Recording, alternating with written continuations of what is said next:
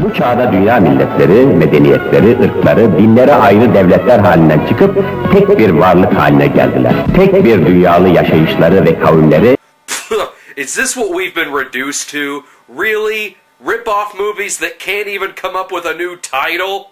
Turkish Star Wars? Seriously? That's not even fucking trying. You're taking the movie that you're ripping off and then just attaching what country it's from. Give me a fucking break. I mean, sure, there was Bruno Mattei's Terminator 2, but Bruno also had the decency to make Hell of the Living Dead without calling it Italian Dawn of the Dead. What the fuck? Okay, alright, let's do some more while we're at it. How about, instead of 2019, After the Fall of New York, we have Italian Escape from New York. Or instead of Children of Men, we can call it American 2019. But okay, let's be fair. Turkish Star Wars technically is not the name of this movie. The title actually translates to The Man Who Saves the World. The movie was made during a time when American films were a little hard to come by in Turkey, so often movies were just simply remade with a Turkish cast and crew. It would be interesting to find out if Turkish Star Wars was beaten out at that year's Turkish Academy Awards by Turkish Annie Hall. Our film's heroes are two space cadets named Murat and Ali, who appear to be played by Turkish Eric Estrada and Turkish F. Murray Abraham. The first quarter of the film is made up mostly of lifted footage from Star Wars. Look at this shit!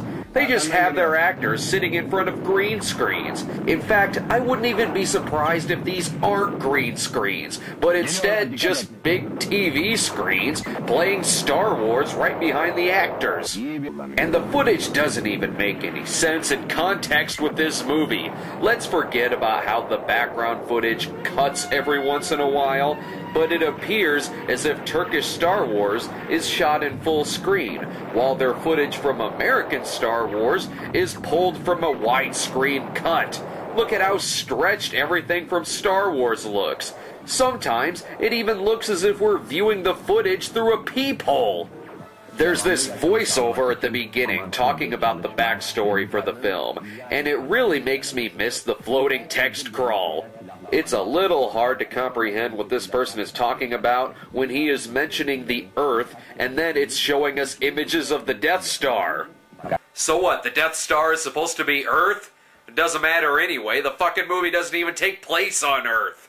Our two cadets crash land on a strange planet and start marveling when this planet has some of the same landmarks as Earth.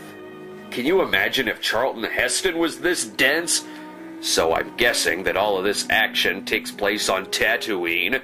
I don't know, it's Turkish Star Wars. It's a desert planet. Might as well be Tatooine. I'm pretty sure as shit it's not Coruscant. Our two heroes meet up with a band of refugees who are all in hiding from the evil wizard.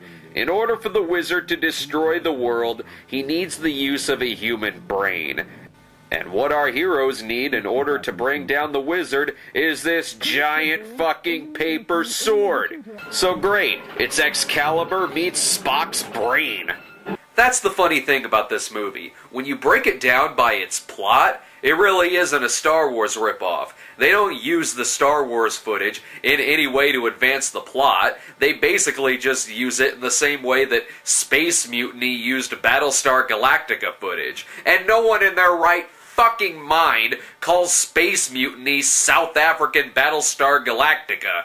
This movie really doesn't even use the Star Wars theme. Oh no, but it uses everything else under the fucking sun.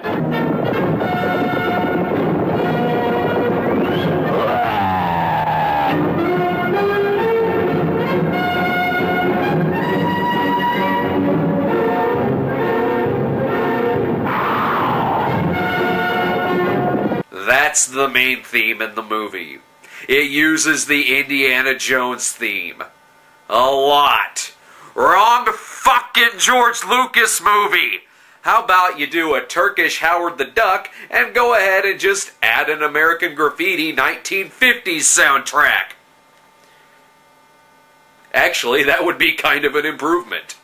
When this movie isn't using Indiana Jones music, it lifts music from Ben-Hur, Flash Gordon, Silent Running, and a shit ton of other things. I half expected this to happen in the movie.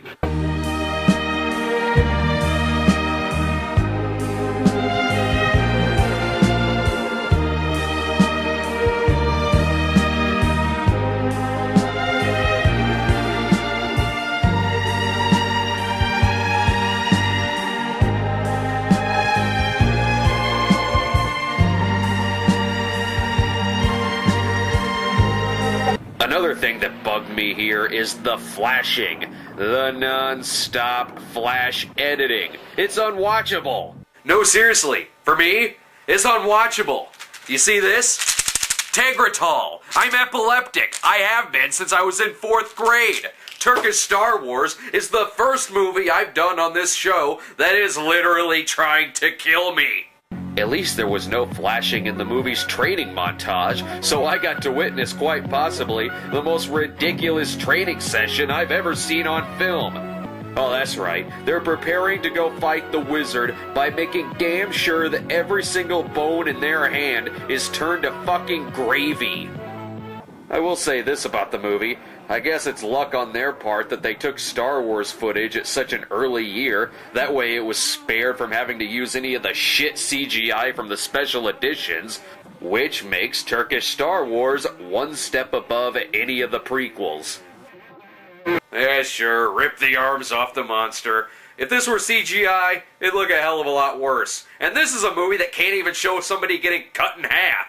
Seriously, okay, at the end the wizard gets chopped in half in a surprising brutal turn at the film's ending, but they couldn't even make a plaster head or anything of the wizard, so they just cover up half of the screen so we can't see that the other half of his head is still attached.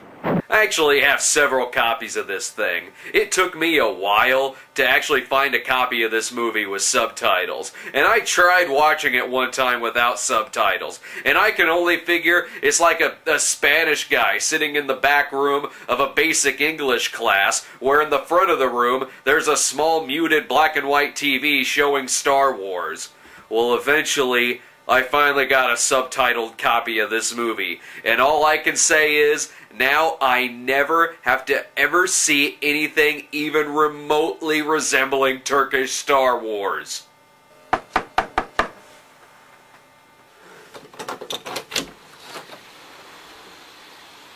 Can I help you? Token of appreciation from a mutual acquaintance in Brazil. The hell is it? Don't ask any questions. If I come back and you haven't opened that package, you'll be picking salacious crumbs out of your ass for weeks.